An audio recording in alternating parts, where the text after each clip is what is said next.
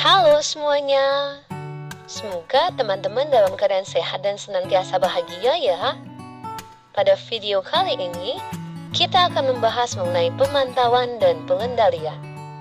Menurut teman-teman, apa sih pengendalian itu? Dan kenapa perlu adanya pengendalian ya? Jadi, sebenarnya pengendalian itu diperlukan karena pihak manajer nggak bisa benar-benar mengetahui apakah kinerja para karyawan sudah sesuai dengan rencana atau belum. Nah, untuk mengatasi hal tersebut, maka manajer perlu melakukan evaluasi terkait kegiatan apa saja sih yang telah dilakukan, kemudian membandingkan kinerja aktual dengan standar yang diinginkan. Makanya teman-teman, pengendalian itu menjadi sangat penting. Fungsi dari pengendalian sendiri dapat dilihat dari 3 area spesifik loh teman-teman, antara lain perencanaan, pemberdayaan karyawan, serta perlindungan tempat kerja. Kita masuk ke area pengendalian pertama ya teman-teman, yaitu perencanaan. Lalu bagaimana hubungan perencanaan dan pengendalian? Jadi, perencanaan itu merupakan kegiatan menetapkan sasaran dan tujuan organisasi atau perusahaan. Sedangkan pengendalian itu memastikan pencapaiannya. Tanpa adanya perencanaan, maka kegiatan pengendalian menjadi tidak berdasar. Sedangkan tanpa pengendalian, maka kegiatan perencanaan menjadi kegiatan yang tidak berarti.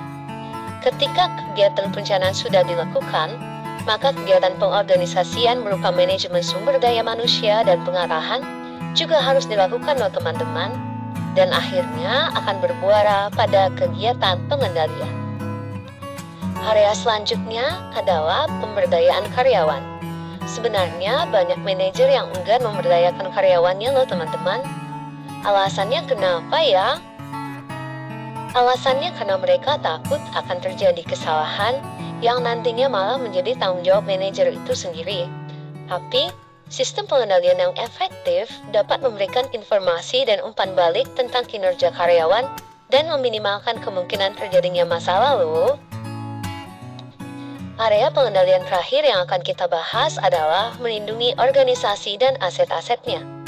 Lingkungan akan membawa ancaman yang lebih besar, seperti bencana alam, gangguan rantai pasokan secara global, pelanggaran keamanan, kekerasan di tempat kerja, dan bahkan adanya kemungkinan serangan teroris. Namun teman-teman nggak perlu khawatir, karena dengan adanya pengendalian yang komprehensif serta rencana cadangan, akan membantu memastikan gangguan kerja yang minimal. Selanjutnya kita akan bahas mengenai proses pengendalian. Proses pengendalian diawali dengan mengukur kinerja aktual, kemudian membandingkan kinerja aktual dengan standar, lalu diakhiri dengan mengambil tindakan manajerial. Ayo kita bahas lebih mendetail. Langkah pertama, proses pengendalian adalah mengukur kinerja aktual. Untuk mengukur kinerja aktual dapat dilakukan melalui pengamatan pribadi, laporan statistik, laporan secara lisan, dan laporan tertulis. Untuk kelebihan dan kekurangan masing-masing pengukuran sudah dirangkum pada tabel yang teman-teman bisa lihat di layar ya. Langkah selanjutnya dalam proses pengendalian adalah membandingkan kinerja aktual dengan standar. Pada tabel yang ditampilkan di layar, teman-teman dapat melihat adanya perbandingan kinerja standar dan aktual. Adapun selisih dari kinerja standar dan aktual dapat kita lihat pada kolom paling kanan, yaitu kolom over atau under. Langkah terakhir dalam proses pengendalian adalah mengambil tindakan manajerial. Tindakan manajerial sendiri dapat dibedakan menjadi 2, yaitu memperbaiki atau korektif kinerja aktual atau merevisi standar jika memungkinkan. Tindakan korektif kinerja aktual sendiri dapat dibedakan menjadi tindakan korektif segera dan tindakan korektif dasar. Tindakan korektif segera adalah tindakan yang memperbaiki masalah sekaligus mengembalikan kinerja ke jalur yang tepat. Tindakan korektif dasar adalah tindakan yang melihat bagaimana dan mengapa kinerja menyimpang sebelum mengoreksi ke sumber penyimpangan.